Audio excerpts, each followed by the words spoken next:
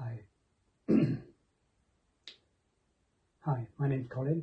I'm not a preacher or an influencer or a mason, I'm just a welder, and I've made these 3 videos to show how words have been used to categorise us as pecuniary chattel. They won't make sense individually, but the overall principle is clear if you follow the videos.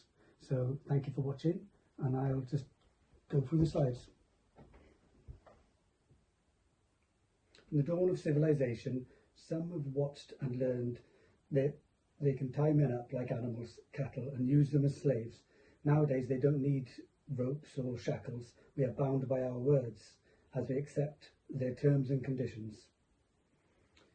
This is a slide from ancient Mesopotamia, and it shows how some men have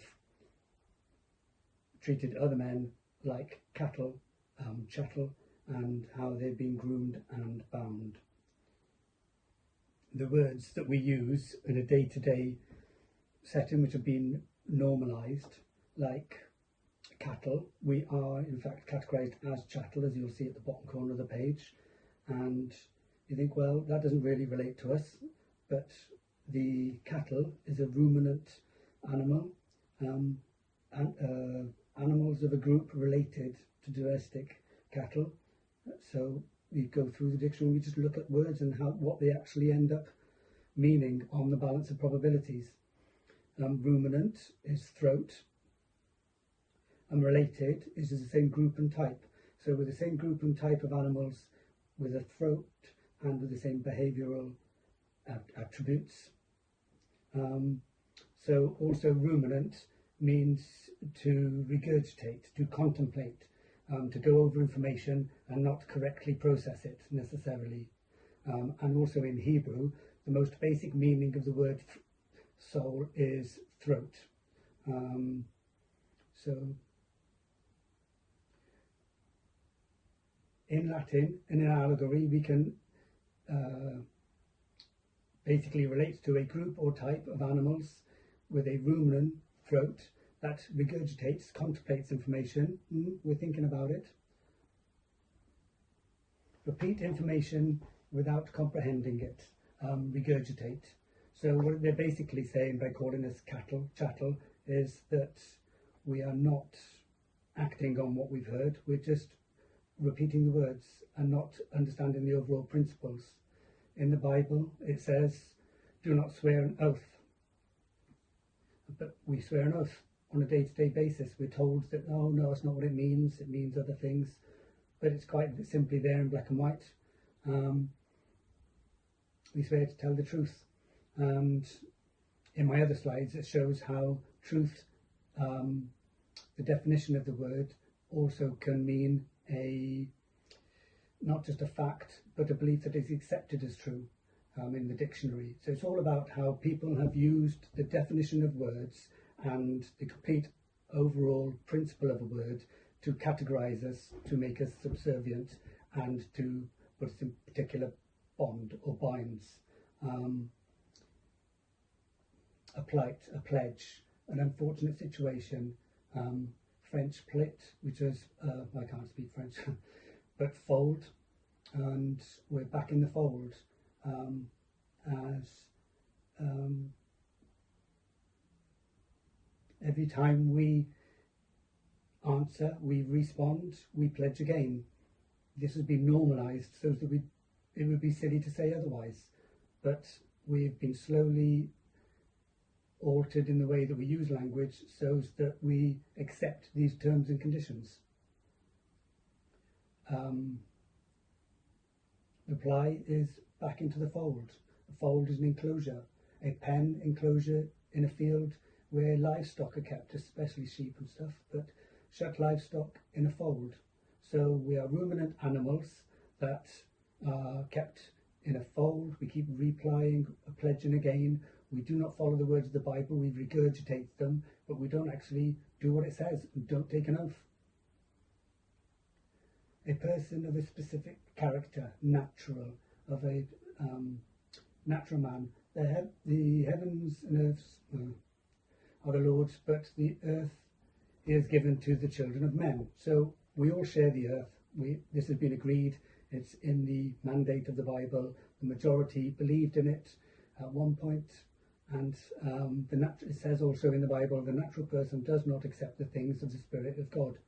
So what is a natural person? It's a naturalized citizen. See nature, subject. So it's somebody who is a natural,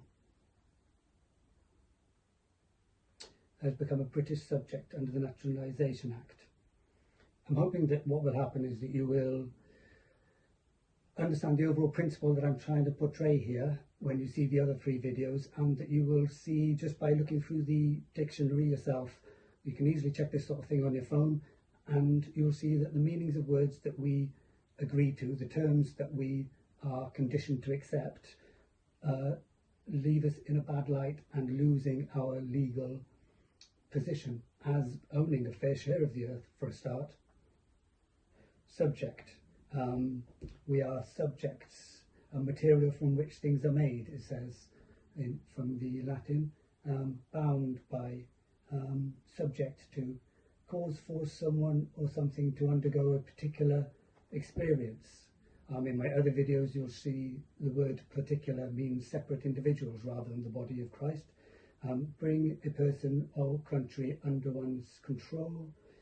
This is literally just the meanings of the words that we've been accepting in contracts. So chattels, personal, kaput, head. We are head of cattle. Through allegory, in a brief sentence, because we respond, conveying we do not follow the Bible, we regurgitate it, we are head of our own family, head of our own situation, not Jesus. Naturally, we just follow the herd as a subject, chattels subject to the will of the principles of dominance under oath. We have all pledged as natural man, following the laws of dominance in nature and not the laws of loving God. We are on a dead head register, as we have no sympathy or empathy, which is the definition of the word dead in the Bible, the dictionary, sorry, and we agreed to the taxonomic predicate that makes us animals, chattel, and we have been capitalized on, literally decapitated and used for business. Cattle, chattel, capitalized.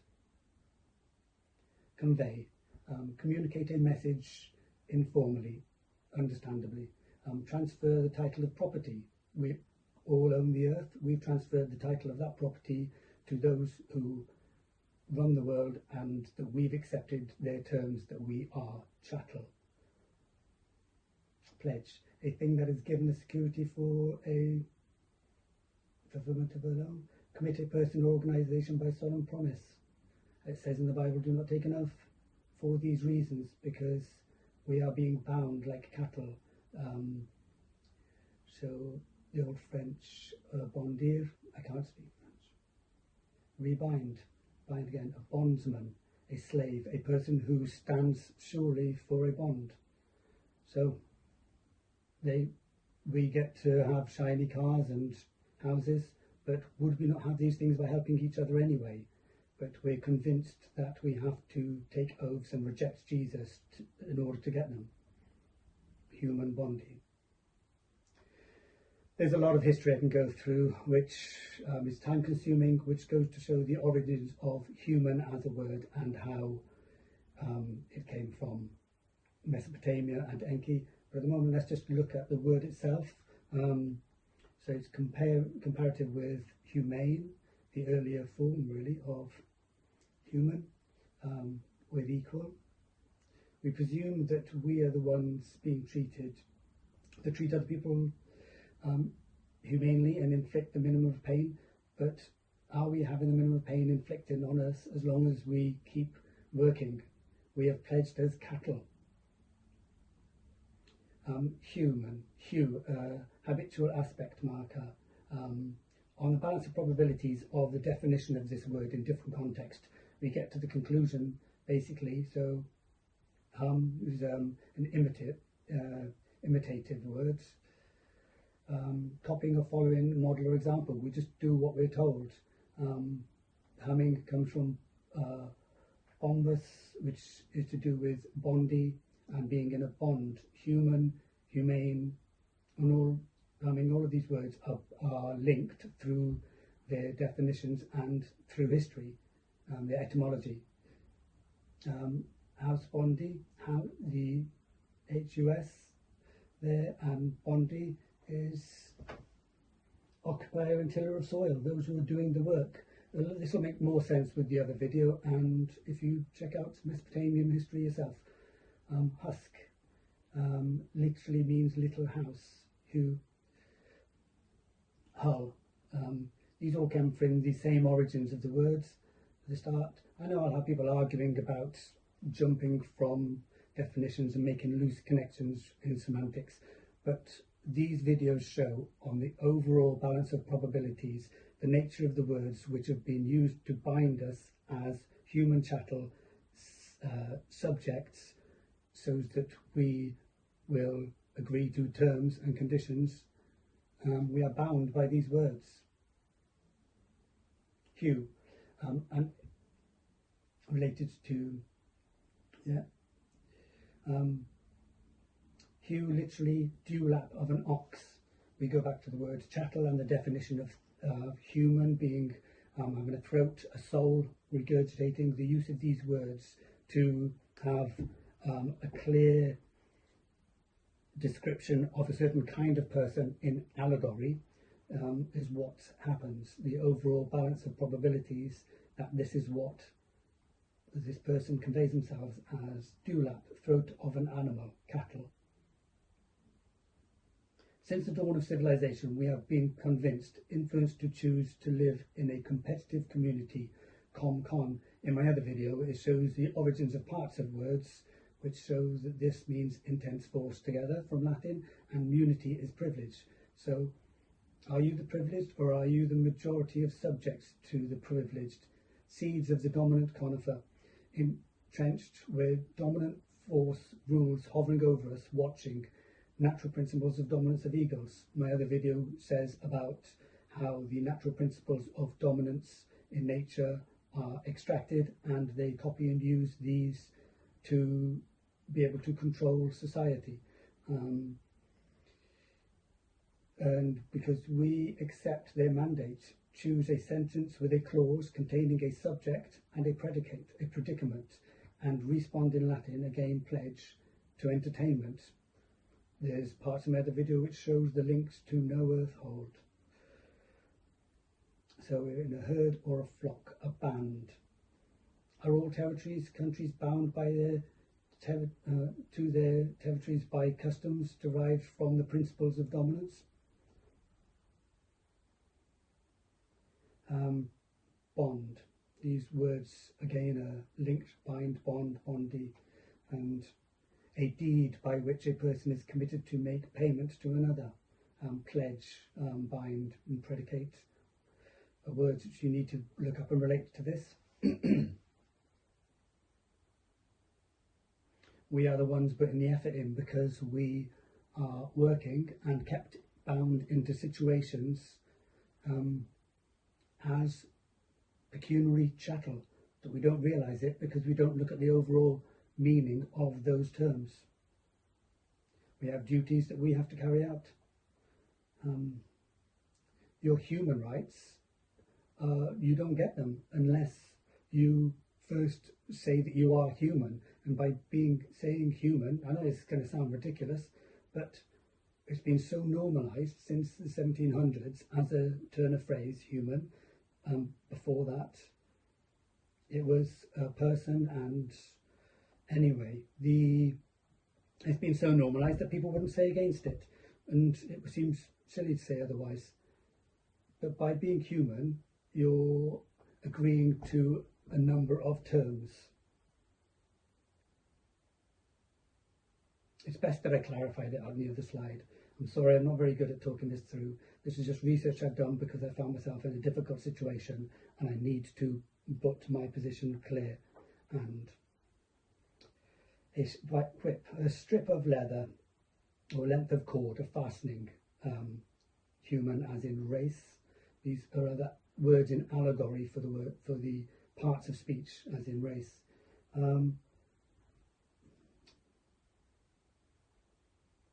flog or lash with a whip, thong, a narrow strip of leather or other material for fastening, a band, a bounding.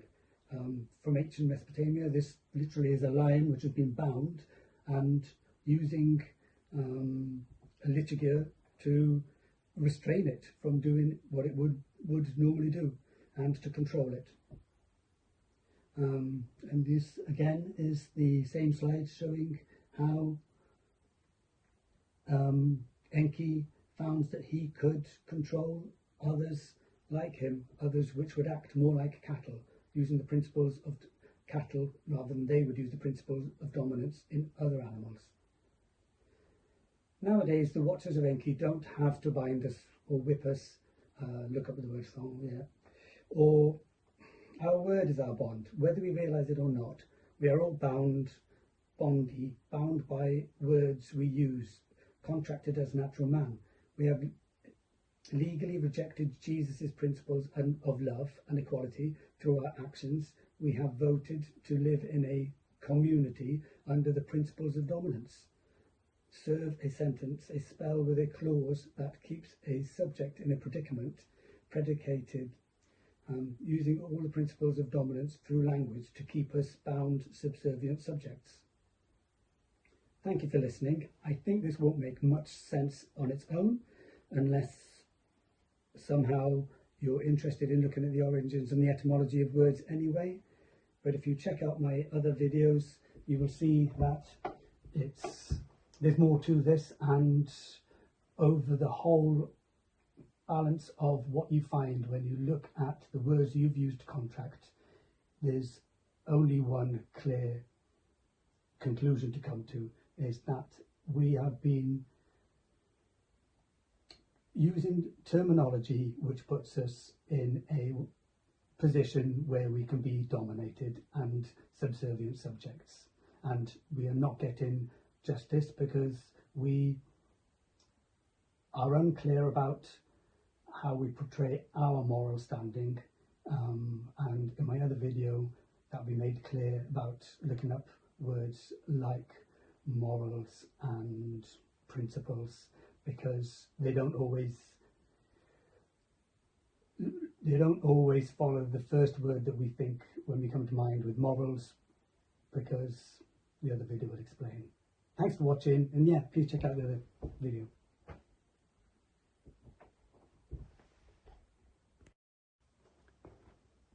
So there we have it. Thank you for watching.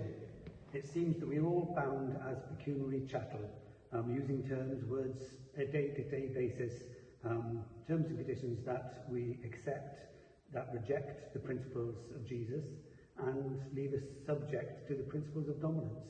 And this results in us often not getting justice for things which, to our morals, are just simply clearly wrong.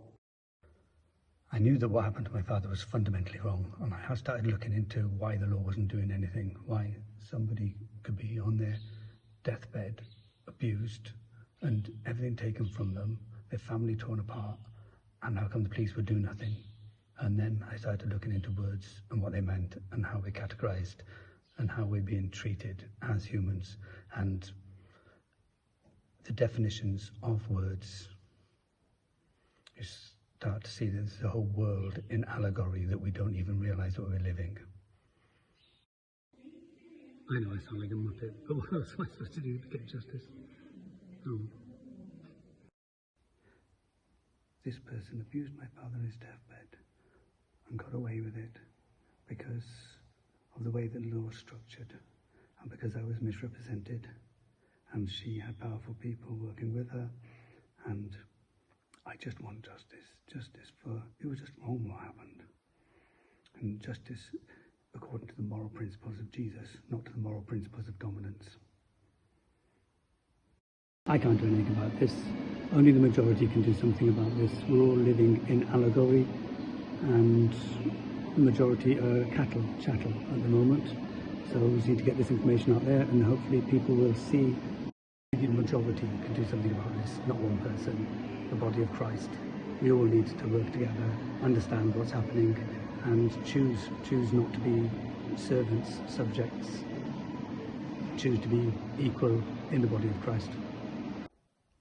When I talk about the body of Christ, I'm not just talking about the supernatural return of Christ. I'm talking about the embodiment of Christ's principles, not just the principles of dominance.